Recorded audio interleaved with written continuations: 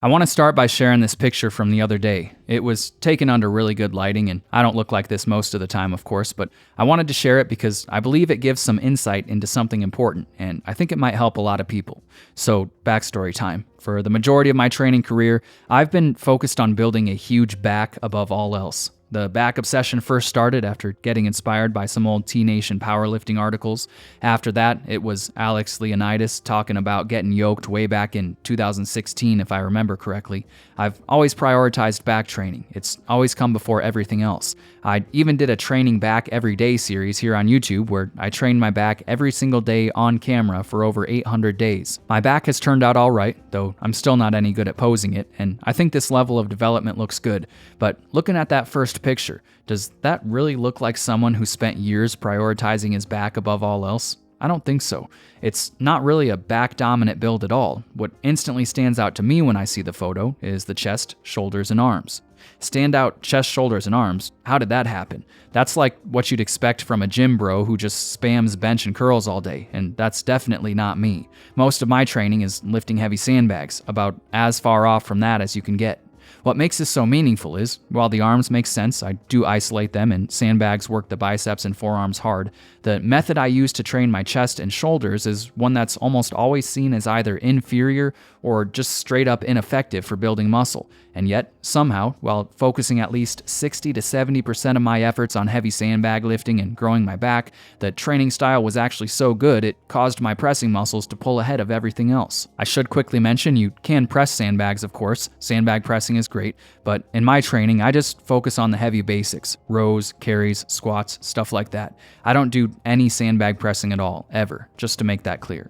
I should also add, I'm sure the sandbag training contributed to building my chest and shoulders, but there's no way carries and squats developed them to this level. So then, how did I end up like this? Well, as unexpected as it may be, I got here with basic bodyweight circuit training. For a very long time now, all of my pressing work has just been high-volume bodyweight calisthenics. Different variations of push-ups, pike push-ups, and dips done for hundreds of reps, and that's it.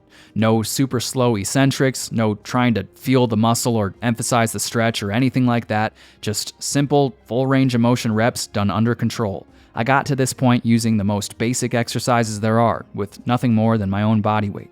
Disclaimer, I have been training for a while, and I used to do more typical stuff, pressing barbells and whatnot, but it's been years since I focused on anything like that, and my chest and shoulders never looked anything like this back then. It's clear to me the bodyweight training is responsible. I always figured my final form would be super unbalanced, that I'd have this monster back with just okay development everywhere else, but the bodyweight calisthenics has been so effective, my pressing muscles now outclass my back. I didn't expect this. I mean, my training is probably something like 3 parts sandbags for every 1 part calisthenics, and sandbags build a lot of muscle. My back exploded in size when I started working with them, but I guess basic bodyweight training really is just that good. A bit off topic, but I just wanted to get these things out there too. While it's clear the bodyweight training worked, the fact that I spent so long focused on my back and ended up more or less pretty balanced everywhere makes me wonder if that's just how it goes as a natural lifter.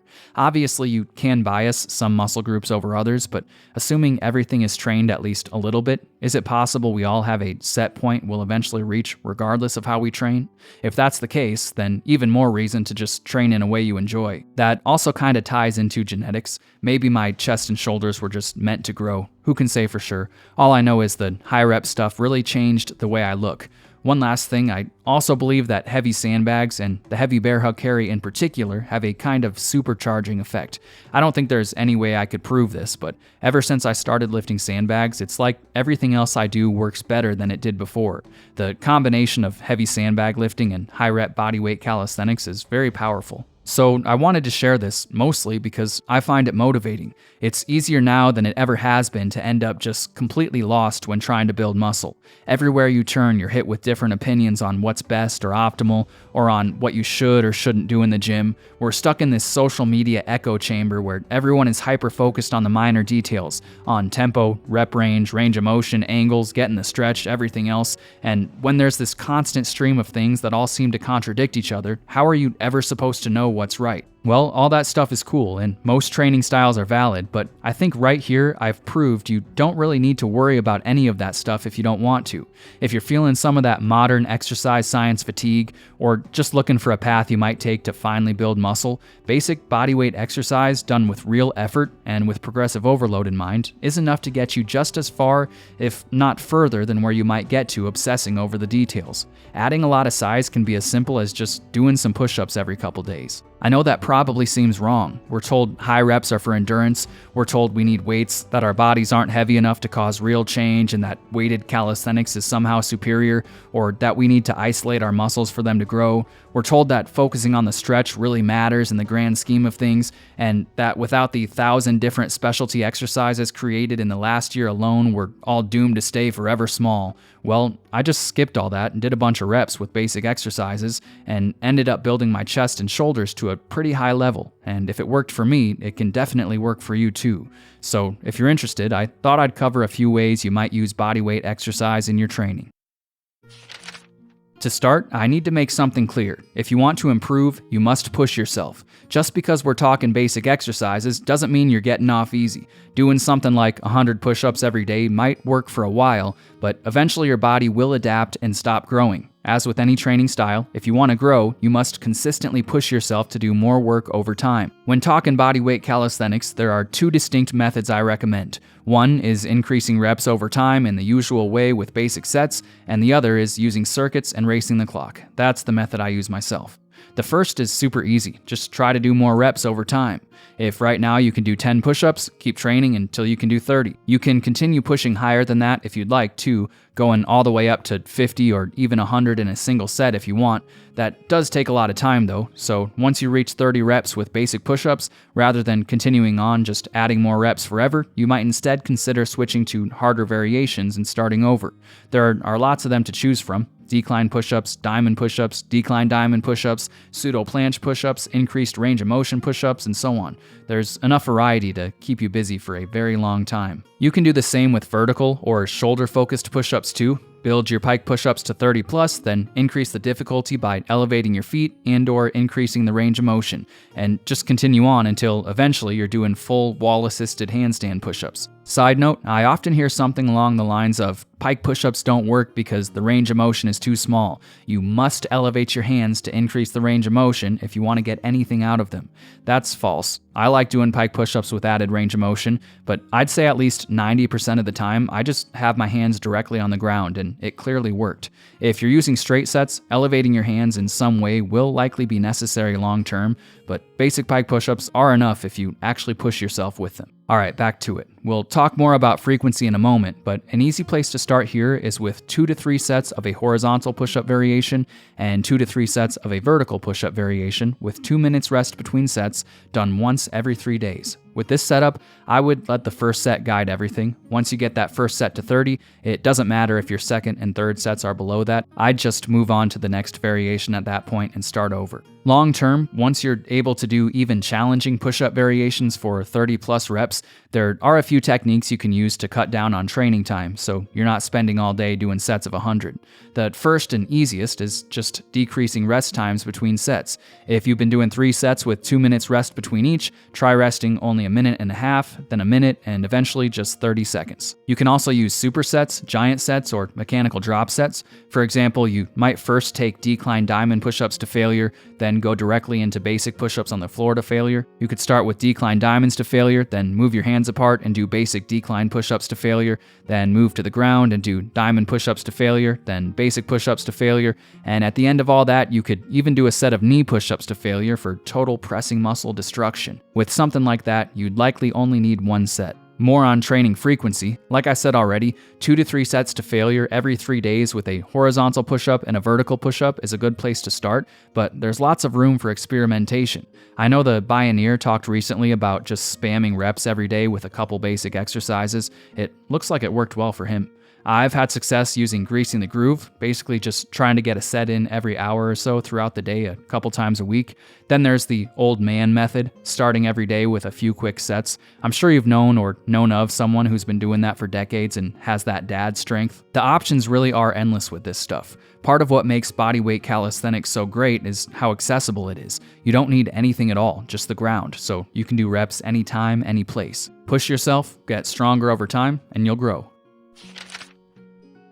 The other option is using timed circuits to get a lot of work done in very little time, while also greatly improving endurance in addition to strength and muscle. This is the method I've used most myself. I've been doing these pretty much exclusively for years now. I've experimented with many different variations of circuit training, 10 down and the like, with different combinations of exercises, but one setup is just so simple and effective and scalable to any experience level, it's the only one I really do anymore. Here's how it's set up. First, choose 4 or 5 exercises, each based on an upper body movement pattern. Today, let's use 4.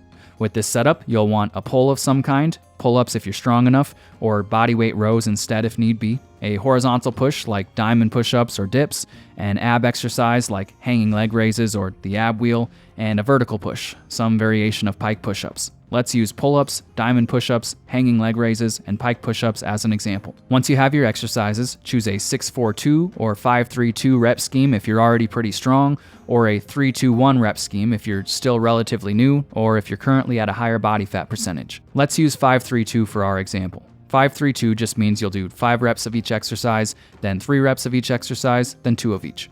Once you have your exercises and rep scheme selected, start a stopwatch and begin your reps. 5 pull-ups, 5 diamond push-ups, 5 hanging leg raises, 5 pike push-ups, 3 pull-ups, 3 diamond push-ups, 3 hanging leg raises, 3 pike push-ups, 2 pull-ups, 2 diamond push-ups, 2 hanging leg raises, and 2 pike push-ups. Once you've made it through every rep, make a tally mark on your training log, marking the completion of a round, and start over again with 5 reps of each exercise.